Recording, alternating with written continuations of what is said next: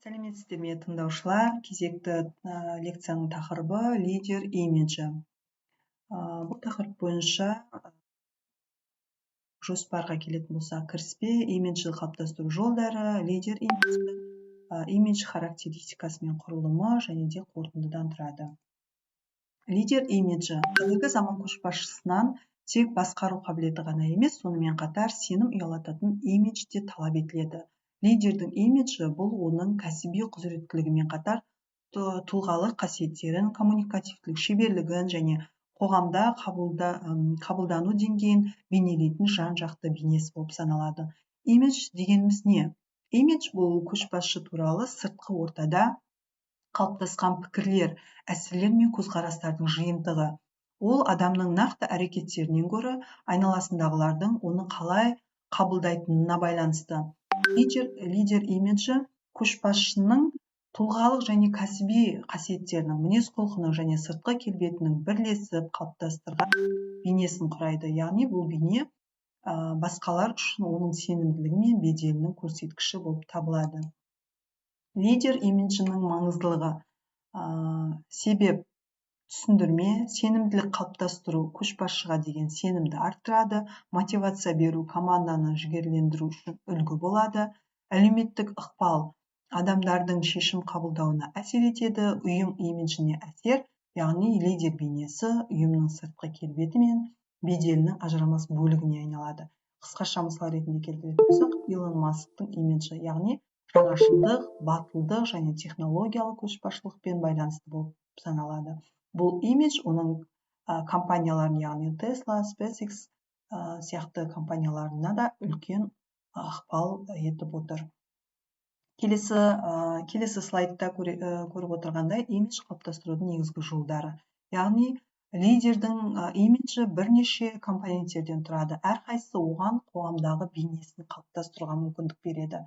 Яғни компоненттер біріншіден тұлғалық қасиеттер, келесі сыртқы келбеті, коммуникациялық стилі, кәсіби беделі және қоғамдық қабылдау. Жеке тоқталатын болсақ, тұлғалық қасиеттер лидердің харизмасы, адалдығы, көшбасшылық стилі. Ал сыртқы келбеті киім үлгісі, сөйлеу мәнері, өзін ұстау әдебі, тағы басқалар жатады. Коммуникациялық стильге оның қалай сөйлейтіні көпшілік ортада және тыңдай біле алуы, және ашық, агрессивті ме, ашық па, осындай қасиеттері оның коммуникативтік стилін қалыптастырады.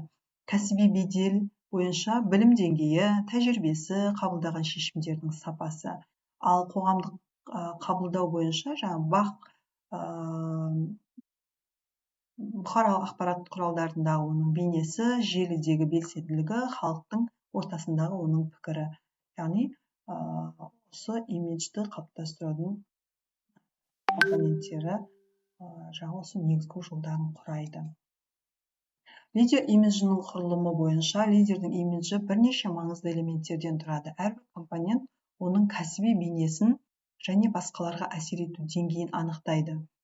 Жаңағы біз айтып өткен барлық компоненттер осы жерде қарастырылған, яғни сыртқы келбет, лидердің киіну стилі, өзін ұстауы, жалпы эстетикалық бейнесі, атап өткендей коммуникациялық стилі, кәсіби беделі, тұлғалық қасиеттері, және де осы жерде оның қанша пайызды құрайтыны көрсетіліп тұр диаграммада.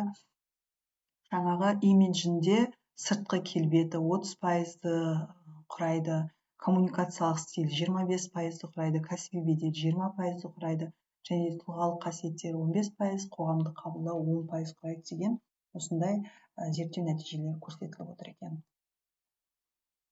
Лидер имиджі қалай қалыптасады? Лидер имиджі кездейсоқ емес, ол саналы түрде құрылатын жоспарланған процесс. Заманауи көшбасшы имиджін басқару арқылы өз беделін ғана емес, командасының да сенімін арттырады. Қосымша кеңестерге келетін болсақ, имидж сыртқы әсер емес, ішкі мазмұнмен үйлескенде ғана шынайы болады. Яғни тек қана сыртқы көрініске, сырт келбетке ғана жаңағындай басымдық бермей, оның ішкі дүниесі де өте маңызды. Жалған бейне емес, шынайы көшбасшылық ұзақ мерзімді имидждің негізі болып алады. Имиджді дамыту ол үздіксіз процесс. Имиджді қалыптастырудың әдістеріне келетін болсақ, өзін өзі тану мен дамыту. Яғни лидер өз әлсіз және күшті жақтарын білу керек және оны үздіксіз дамытуға тырысу қажет. Келесі сыртқы келбет пен этикет, киім үлгісі, дене тілі, дауыс интонациясы бәрі имидждің бір бөлігі болып саналады. Жаңағы коммуникация стиліне келетін болса, оның ашықтығы, сенімді және нақты сөйлей білуі лидерліктің ықпал етудің басты құралы болып саналады. Құндылықтар мен мінез құлыққа келетін болсақ, тұрақты құндылықтарға адал болу, әділеттілік пен сенімділік көрсету, ал қоғамдық белсенділік жағынан жаңағы бұқаралық ақпараттар құралдарындағы әлеуметтік желілер арқылы өзін кәсіби түрде көрсете алуы, және де табыс пен нәтижелер жағынан келетін болсақ, іс жүзінде дәлелденген жетістіктердің болуы, яғни ол ең күшті имидж құралы ретінде қарастыруға болады.